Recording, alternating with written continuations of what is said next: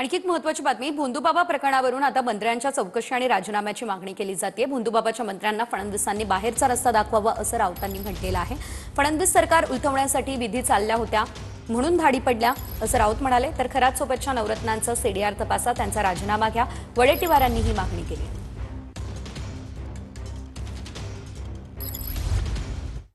सावरकरांच्या विचारांशी प्रतारणा करणाऱ्या या भोंदूबाबाच्या मंत्र्यांना देवेंद्र फडणवीस यांनी बाहेरचा रस्ता दाखवायला पाहिजे। भोंदूबाबाचं जे काही स्थान आहे त्या ठिकाणी देवेंद्र फडणवीस यांचं सरकार उलथवण्यासाठी काही विधी चालले होते, ते उघड झाल्यावरती या धाडी वगैरे पडलेल्या आहेत। या लिंगपिसाट खराताबरोबर असलेले बाकीचे काही नवरत्न जे आहेत, ज्यांचे फोटो किंवा त्यांच्याशी संपर्क येत आहे, आज त्यांची अफाट अशी प्रॉपर्टी आहे त्या बंधूंची, खरातांची। आणि या सर्वांची मला वाटतं की जे त्यांच्या संपर्कात आले त्यांचा सीडीआरच तपासला पाहिजे। अनेक मंत्र्यांनी त्यांच्या आहारी जाऊन